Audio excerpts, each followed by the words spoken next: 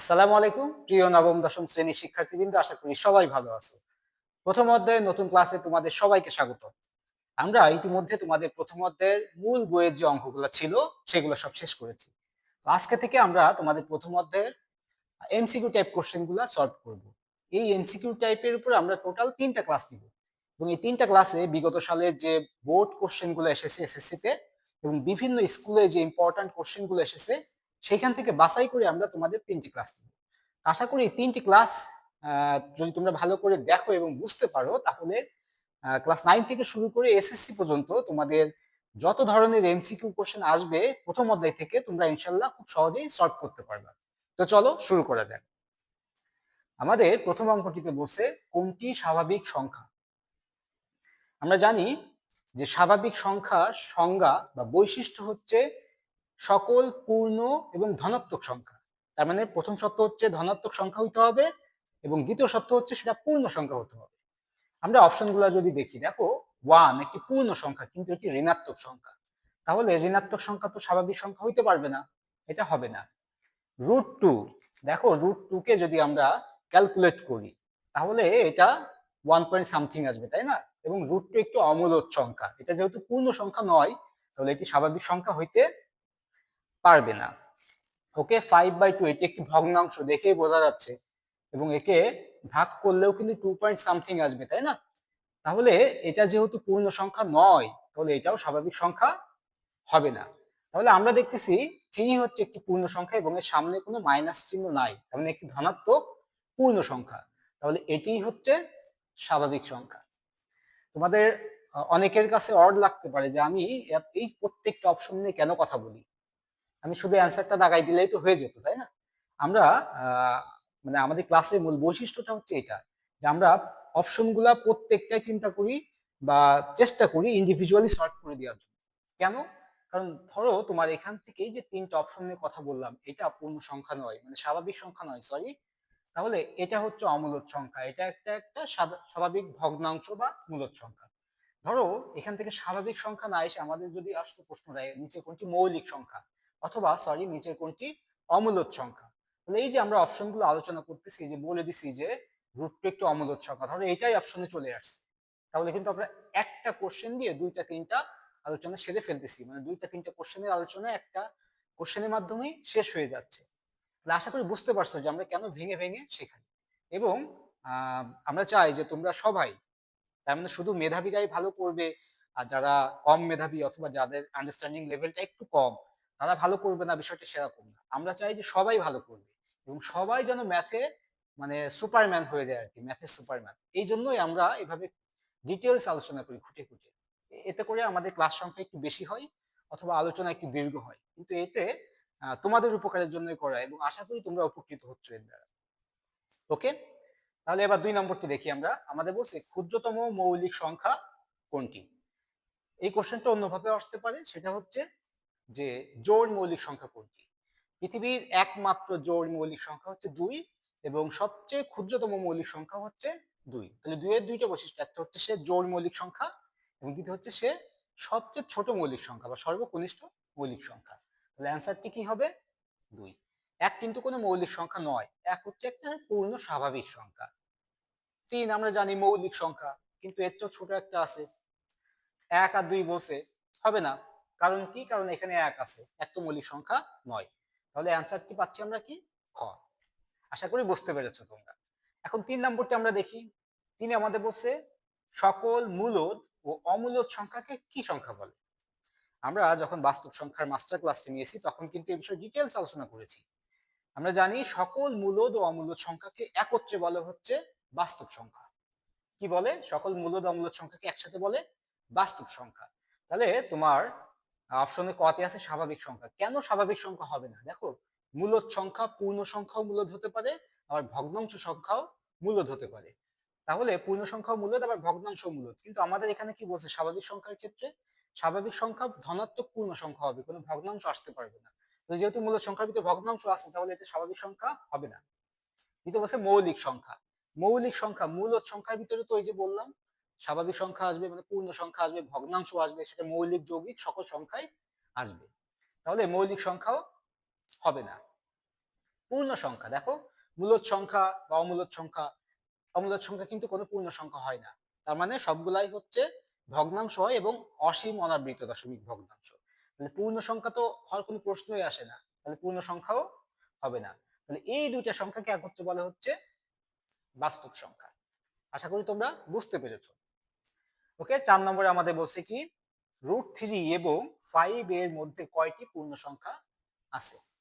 তাহলে √3 মানটা বের করতে হবে। √3 মান হচ্ছে 1.73 সামথিং। তাহলে আমাদের বলছে √3 এবং 5 এর মধ্যে কয়টি পূর্ণ সংখ্যা আছে। তাহলে এটা 1.73, তার মানে 1 এর চেয়ে বড়, তাই না? তাহলে 1 এর চেয়ে বড় এবং 5 এর মধ্যে কয়টি মৌলিক সংখ্যা আছে দেখো তো। 2 আছে, 3 আছে আর 4 আছে। আমাদের কিন্তু রেঞ্জ বলে দিয়েছে দেখো, √3 থেকে এবং 5, তার মানে এর মধ্যে। আমাদের যদি বলে দিত √3 থেকে 5 পর্যন্ত, ভাষা কিন্তু দুই রকম, খেয়াল করতে হবে। বলে দিচ্ছে √3 এবং 5 এর মধ্যে, তার মানে এ বর্ডার এদের মাঝখানে কয়টি আছে। তাহলে এদের মাঝখানে আছে কি 2, 3 আর 4, এই তিনটি পূর্ণ সংখ্যা আছে। তাহলে আমরা কয়টি দিব অ্যান্সার? 3টি। কিন্তু যদি আমার কথাটা ভাষাটা অন্যরকম থাকতো, তার মানে যদি থাকতো √3 এবং 5 পর্যন্ত, তখন কিন্তু 5কে নিতে হতো, তাই না? কারণ 5 পর্যন্ত, তাহলে 5ও আসতো, তখন হতো কয়টি? 4টি। 2, 3, 4 এবং 5 হতো অ্যান্সার। তাহলে আশা করি তোমরা এটা বুঝতে পেরেছো, যদি এদের মধ্যে বলছে 3টি হবে অ্যান্সার। ওকে, এরপরে আমরা 5 নম্বরটি দেখি। 5 নম্বরে আমাদের বলছে √5/80 কোন ধরনের সংখ্যা। এটা আমরা একটু ক্যালকুলেট করে দেখি এটা আসলে কোন ধরনের সংখ্যা। দেখো, দৃষ্টিতে, দিব্য দৃষ্টিতে দেখা যাচ্ছে কি যে এটি একটি অমূলদ সংখ্যা, দিব্য দৃষ্টিতে। কেন? কারণ এই যে 5 এর বর্গমূল, তার মানে 5 একটি মৌলিক সংখ্যা। মৌলিক সংখ্যার বর্গমূল আমরা জানি অমূলদ সংখ্যা। নিচে আছে 80, 80 এর বর্গমূল, তা 80 কোনো পূর্ণবর্গ সংখ্যা নয়। পূর্ণবর্গ সংখ্যার বর্গমূল, সেটিও অমূলদ সংখ্যা। দেখে মনে হচ্ছে এটি অমূলদ সংখ্যা, তাই না? কিন্তু আমি বলছি কি এর আগের ক্লাসগুলোতে, যে যখন তোমাদের এরকম সংখ্যা দেওয়া থাকবে, তখন এক রুটের মধ্যে নিয়ে কাটাকাটি করা যায় কিনা দেখতে হবে। এরা যেহেতু এক রুটের মধ্যে অলরেডি আছেই, এখন দেখতে হবে এটাকে কাটাকাটি করা যায় কিনা। তাহলে আমরা দেখি, এটা আছে 5/80। দেখো, 5 দিয়ে যদি কাটি, 5 হচ্ছে 5, 5 ষোলো 80। তাহলে কি দাঁড়াচ্ছে দেখো তো, 1/16। এই রুটটা 1 এর এবং 16 দুইটার উপরেই আছে। 1 এর সাথে যদি রুট করি, 1 এর রুট, তাহলে কি হবে দেখো তো, একই পাবো আমরা। আর 16 যদি বর্গমূল করি, তাহলে পাবো কত অ্যান্সার? 4 পাবো। তাহলে দেখো তো 1/4, তার মানে দুইটি পূর্ণ সংখ্যার অনুপাত, এটা আমরা জানি মূলদ সংখ্যা হবে। তাহলে এখানে দেখো, আমাদের কথা বলছে স্বাভাবিক সংখ্যা হবে না, কারণ স্বাভাবিক সংখ্যা হইতে গেলে পূর্ণ সংখ্যা লাগবে, এটা তো পূর্ণ সংখ্যা নয়। ওকে, এরপর বলছে অমূলদ সংখ্যা, এটাও হবে না, কারণ অমূলদ সংখ্যা আমরা দেখছি বর্গমূল করে দুইটা পূর্ণ সংখ্যা পেয়েছি, আমরা দুইটা পূর্ণ সংখ্যার অনুপাত এটা। তাহলে অমূলদ সংখ্যা হবে না। মূলদ সংখ্যা, ডেফিনেটলি এটা একটা মূলদ সংখ্যা, কারণ মূলদ সংখ্যার বৈশিষ্ট্য হচ্ছে যে সংখ্যাকে p/q আকারে লেখা যায়। তার মানে p/q আকারে মানে দুটি সংখ্যার অনুপাত রূপে লেখা যায়। ঘতে বসে মৌলিক সংখ্যা, মৌলিক সংখ্যা হবে না, কারণ মৌলিক সংখ্যা হইতে গেলে পূর্ণ সংখ্যা লাগে, এটা পূর্ণ সংখ্যা নয়। তাহলে আশা করি তোমরা বুঝতে পেরেছো যে এটা কেন মূলদ সংখ্যা হলো। ওকে, তারপরে আমরা দেখি নিচের কোনটি, এবং এখানে কিন্তু আরেকটা বৈশিষ্ট্য প্রমাণিত হলো, সেটা হচ্ছে দুইটি অমূলদ সংখ্যার গুণফল, সরি ভাগফল। দুটি অমূলদ, এটা অমূলদ সংখ্যা, এটাও অমূলদ সংখ্যা, যদি আলাদা আলাদা বর্গমূল করি, এই দুটি অমূলদ সংখ্যার ভাগফল কিন্তু আমি বলছিলাম কি কখনো কখনো মূলদ, কখনো কখনো অমূলদ। এই ক্ষেত্রে আমরা দেখলাম এটা মূলদ সংখ্যা হয়েছে। ওকে, এখন আমরা দেখি নিচের কোনটি মূলদ সংখ্যা। ওকে, আমাদের অপশনগুলো যেগুলো দিয়েছে, মূলদ সংখ্যা কোনটি, তাহলে কতে আমাদের যে অপশন দিয়েছে সেটি বলছে 18/32। এটাও কিন্তু দিব্য দৃষ্টিতে অমূলদ সংখ্যা হচ্ছে, তাই না? কারণ কি, 18 পূর্ণবর্গ নয় এমন সংখ্যা, পূর্ণবর্গ নয় এমন সংখ্যার বর্গমূল অমূলদ সংখ্যা। 32 পূর্ণবর্গ সংখ্যা নয়, এর বর্গমূল অমূলদ সংখ্যা, দিব্য দৃষ্টিতে তাই মনে হচ্ছে। কিন্তু আমাদের কাজ করতে হবে কি, যখন দুইটা রুট থাকে গুণ আকারে বা ভাগ আকারে, তখন একটা রুট দিয়ে ওই দুটো সংখ্যাকে একটা রুটের মধ্যে নিয়ে আসতে হয়। ওকে, তাহলে আমরা লিখতে পারি 18/32। এখন দেখো কাটাকাটি করা যায় কিনা, দুইটি দেখো জোড় সংখ্যা, তাহলে এই দুইটিকে আমরা 2 দিয়ে কাটতে পারি। 9 দুগুণে 18, 16 দুগুণে 32, তাহলে কি থাকলো 9/16। দেখো তো 9 এর বর্গমূল করলে আমরা পাচ্ছি 3, আর 16 এর বর্গমূল করলে আমরা পাচ্ছি 4। তাহলে দেখো তো 3/4 আসলো, তার মানে এটি একটি মূলদ সংখ্যা। আমাদের কি চাইছিল, নিচের কোনটি মূলদ সংখ্যা। আমরা কিন্তু কতেই পেয়ে গেলাম অ্যান্সার, যে অ্যান্সার হবে ক। ওকে, খ, গ, ঘ কেন হবে না সেটা একটু দেখি। খতে দেখো বলছে √3/√2, এটাকে যদি একটা রুটের মধ্যে নিয়ে আসো 3/2, দেখো তো কাটাকাটি করা যাচ্ছে না। আবার √3 এবং √2 দুইটি মৌলিক সংখ্যা, তাহলে কাটাকাটিও করা যাচ্ছে না। আবার দুটি মৌলিক সংখ্যার বর্গমূল, তাহলে কি হবে এটা, দুটি মৌলিক সংখ্যার বর্গমূল অবশ্যই অমূলদ সংখ্যা হবে। এটা হচ্ছে না। তাহলে গ দেখি আমরা, √8/√6। ওকে, আমরা যদি একটা বর্গমূলের মধ্যে নিয়ে আসি, কাটাকাটি করলে 2 দিয়ে 4 দুগুণে 8, 3 দুগুণে 6, তাহলে কি দাঁড়াচ্ছে 4/3। ওকে, 4 কে যদি বর্গমূল করি পাবো 2, আর 3 কে তো আর বর্গমূল করা যাচ্ছে না, তাই না, পূর্ণ সংখ্যা পাচ্ছি না। তাহলে দেখো একটা মূলদ সংখ্যা, একটা অমূলদ সংখ্যা। তাহলে একটা মূলদ সংখ্যার সাথে একটা মূলদ সংখ্যা গুণ করো, ভাগ করো, যোগ করো, বিয়োগ করো। আমি আবার বলি, একটা মূলদ সংখ্যা আর একটা অমূলদ সংখ্যা, এরা যদি গুণ আকারে, ভাগ আকারে, যোগ আকারে বা বিয়োগ আকারে যেভাবেই থাক না কেন, ওই পুরো সংখ্যাটি হয় অমূলদ সংখ্যা। একটা মূলদ সংখ্যার সাথে একটা অমূলদ সংখ্যা ভাগ আকারে আছে, তাহলে এটাও অমূলদ সংখ্যা। তাহলে এটাও হচ্ছে না, এটাও হচ্ছে না। পরে আমাদের ঘতে কি বলছে, 1/√8। দেখো এটা মূলদ সংখ্যা, কিন্তু √8 এটাকে তো আর পূর্ণবর্গ সংখ্যা নয় এটি। তাহলে পূর্ণবর্গ সংখ্যা নয় এমন সংখ্যার বর্গমূল অমূলদ সংখ্যা। একইভাবে এটার মতো একটা মূলদ সংখ্যার সাথে একটা অমূলদ সংখ্যা ভাগ আকারে আছে, তাহলে এটাও অমূলদ সংখ্যা। তাহলে আশা করি তোমরা বুঝতে পেরেছো এটি কেন মূলদ সংখ্যা হয়েছে এবং এগুলা কেন অমূলদ সংখ্যা। দেখো এই যে একটা আলোচনা করলাম, এই দ্বারাই কিন্তু তোমরা যারা বুঝে গেছো তারা কিন্তু অলরেডি মূলদ অমূলদ থেকে যে প্রশ্ন আসবে অ্যান্সার করতে পারবে। ওকে, তারপরে আমরা 7 নম্বর দেখি, আমাদের বলছে নিচে কোনটি মূলদ সংখ্যা। দেখো এই মূলদ সংখ্যা নিয়ে আমরা বেশ কয়েকটা প্রশ্ন রাখছি, তার মানে হচ্ছে এক একটা প্যাটার্ন এক এক রকম। আমরা এগুলো দেখলাম পূর্ণবর্গ সংখ্যার ক্ষেত্রে। এখন এখানে কিন্তু দেখো ঘনমূল আসছে, এই জন্যই একটা প্যাটার্ন নিয়ে আসা, যে ঘনমূল আসলেও যেন তোমরা ভয় না পাও, যেন সহজেই বের করতে পারো কোনটি মূলদ কোনটি অমূলদ। তাহলে 7-এর কতে আমাদের যে অ্যান্সারটা প্রথমে দিয়েছে 6।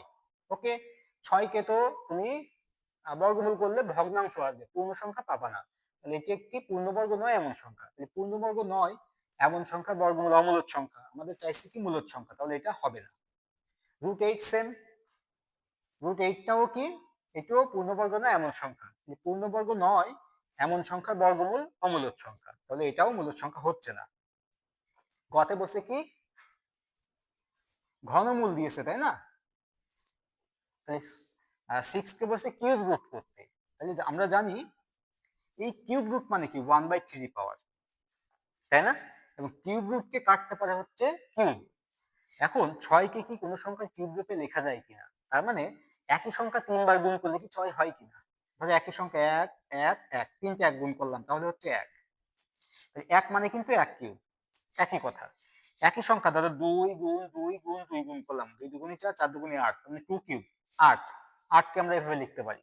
তাহলে দেখো তো 6 কি কি লেখা যাচ্ছে, যাচ্ছে না, কারণ 1 নিছি 2 নিছি, হচ্ছে না। 1 আর 2 এর মধ্যেই তো 6, তাই না, এই যে 8 আর 1 এর মধ্যে। তাহলে কিন্তু 6 কে কিউব রুট আকারে লেখা যাচ্ছে না, তাহলে এটা পূর্ণ ঘন নয়। এই 6 হচ্ছে পূর্ণ ঘন নয় এমন সংখ্যা। তাহলে পূর্ণ ঘন নয় এমন সংখ্যার ঘনমূলটাও হচ্ছে অমূলদ সংখ্যা, তাহলে এটাও অমূলদ সংখ্যা। ওকে, এবার আমরা দেখি, আমরা বুঝতে পারছি তিনটা অমূলদ, তাহলে এটা নিঃসন্দেহে মূলদ হবে। কেন মূলদ হলো সেটাও দেখি। 8 দিয়েছে, তাহলে আমরা জানি যে এটাকে যদি আমি ঘনমূলকে লিখি পাওয়ারে 1/3 হবে পাওয়ার। 8 কে আমরা একটু আগেই দেখলাম, লিখা যায় 2 গুণ 2 গুণ 2, 2 দুগুণে 4, 4 দুগুণে 8, তাহলে তিনটা 2 গুণ, তাহলে এখানে কি লিখতে পারি আমরা 2 কিউব।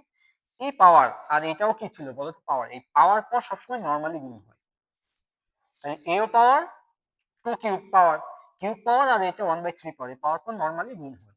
তাহলে দেখো গুণ করলে এই 3 আর এই 3 কি হচ্ছে, কেটে যাচ্ছে, তাহলে 2 এর পাওয়ার কি থাকে 1, তার মানে 2। তাহলে আমরা যদি 8 কে কিউব রুট করি তাহলে অ্যান্সার পাচ্ছি কত, 2। 2 তো একটি মূলদ সংখ্যা, তাহলে এটা হবে অ্যান্সার মূলদ সংখ্যা। আশা করি তোমরা বুঝতে পেরেছো। ওকে, এবার আমরা 8 নম্বরটি দেখি। 8 নম্বরে আমাদের বলছে নিচের কোনটি মূলদ সংখ্যা। এখন এখানে তোমাদের একটা টেকনিক আমি শিখাই দিই, সেটা হচ্ছে দেখো এখানে কিন্তু বড় একটি সংখ্যা বর্গমূল করতে বলছে। তো তোমরা ক্যালকুলেটরে সহজে করতে পারবা, ঠিক আছে, কিন্তু যদি ক্যালকুলেটর ছাড়া করতে যাও তখন তোমাদের মনে হবে যে এইটা এত বড় সংখ্যা, এটা বর্গমূল করতে গেলে কিন্তু ঝামেলা, সময় লাগবে। তাহলে যদি এটা হয় আছে, এটা যে হবে সেটা না, বলছি যদি হয়, তাহলে তোমার তখন যে টেকনিকটা অ্যাপ্লাই করতে হবে, যদি বড় কোনো সংখ্যার বর্গমূল করতে বলে তাহলে ওইটাকে বাদ রেখে তোমার বাকি তিনটা অপশন খুঁজতে হবে, ছোট ছোট যেগুলো আছে। ছোট ছোটর ভিতরে যদি পেয়ে যাও তাহলে তো অ্যান্সার পেয়ে গেলে। আর যদি ছোট তিনটাই না পাও বাকিগুলাই, তাহলে বুঝে ফেললে যে ওটাই হবে অ্যান্সার। আমি কি বলছি আশা করি তোমরা বুঝতে পেরেছো। তাহলে আমি প্রথমে, এটা যেহেতু বড় একটা সংখ্যা, বর্গমূল করা একটু কঠিন মনে হচ্ছে, আচ্ছা এটাকে অপশন বাদ রাখলাম, দেখি বাকি অপশন গুলো দেখি আমরা। প্রথমে দেখো খতে বলছে আমাদের কি মূলদ সংখ্যা বের করতে বলছে। খতে বলছে √11, আমরা জানি 11 একটি মৌলিক সংখ্যা, তাহলে মৌলিক সংখ্যার বর্গমূল হয় অমূলদ সংখ্যা, তাহলে 11 হচ্ছে না। ওকে, গতে আমরা দেখি √7/3, √7 হচ্ছে একটি মৌলিক সংখ্যা 7, তার বর্গমূল করছে, তাহলে মৌলিক সংখ্যার বর্গমূল একটি অমূলদ সংখ্যা, অমূলদ সংখ্যার সাথে নিচে আছে 3 মূলদ সংখ্যা ভাগ আকারে, অমূলদ সংখ্যার সাথে মূলদ সংখ্যা ভাগ গুণ যোগ বিয়োগ যে এখানে থাক সেটা হচ্ছে অমূলদ সংখ্যা, তাহলে এটাও অমূলদ সংখ্যা, হচ্ছে না।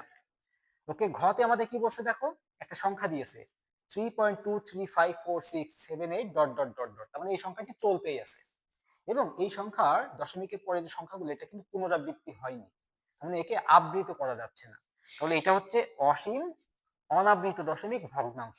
আমরা জানি অসীম অনাবৃত দশমিক ভগ্নাংশ অমূলদ সংখ্যা, তাহলে এটাও অমূলদ সংখ্যা, তাহলে আমরা কিন্তু সহজেই দেখলাম যে অপশন 3টা হচ্ছে অমূলদ সংখ্যা, তাহলে এটা নিশ্চিন্তে বলা যায় এটা মূলদ সংখ্যা, তাহলে এটা হবে অ্যান্সার। ওকে, কেন অ্যান্সার হলো এটা সেটা আমরা একটু দেখি।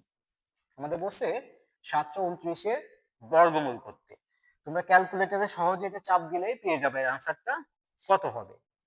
আমরা একটু এমনি বর্গমূল করে দেখাই তোমাদের, তোমরা কিন্তু শিখে এসেছো ছোট ক্লাসে এটা। তবুও দেখায় বর্গমূল করার সিস্টেমটি জোড়াবদ্ধ করা, ডান থেকে বামে এসে প্রথমে আছে 7, এই জোড়া, তারপরে প্রথমে যেটা থাকবে সেটা, প্রথমে জোড়াও থাকতে পারে সিঙ্গেলও থাকতে পারে, এখানে সিঙ্গেল সংখ্যা আছে, মানে এমন সংখ্যা নিব যার বর্গ করলে 7 বা 7 এর ছোট হয়, আমরা সর্বোচ্চ নিতে পারি 2, 2 এর স্কোয়ার করলে 4, 3 এর স্কোয়ার করলে 9 হয়ে যেত। ওকে, 7 থেকে 4 গেলে থেকে 3, এবারে 29 নামাও, 2 এর ডাবল হবে 4। এবার এখানে যে সংখ্যাটি আমি নিব সেই সংখ্যাটি, ধরো এখানে 5 নিলাম সে, তাহলে এখানেও 5 হবে, এই 45 এর সাথে 5 গুণ করে এখানে বসাইতে হবে। এখানে এমন সংখ্যা নিতে হবে যে সংখ্যা, দেখো তাহলে যদি এখানে 5 নিই তাহলে এখানে 5 নিই, প্রথমে গুণ হবে কি 5 আর 5, এখানে যদি 2 নিই তাহলে এখানেও 2, প্রথমে এই 42 এর সাথে 2 গুণ করতে গেলে প্রথমে কি 2 আর 2 গুণ হবে, এমন সংখ্যা আমার নিতে হবে যে সংখ্যাটি নিলে আমার এই যে শেষে 9 হবে একক স্থানে হবে। তাহলে কোন দুটি সংখ্যার গুণফল 9 হয় বলতো, 3 আর 3, 3 তিরিকে 9, আর 7 আর 7, 7 7 49, তাই শেষে একক স্থানে 9 হচ্ছে।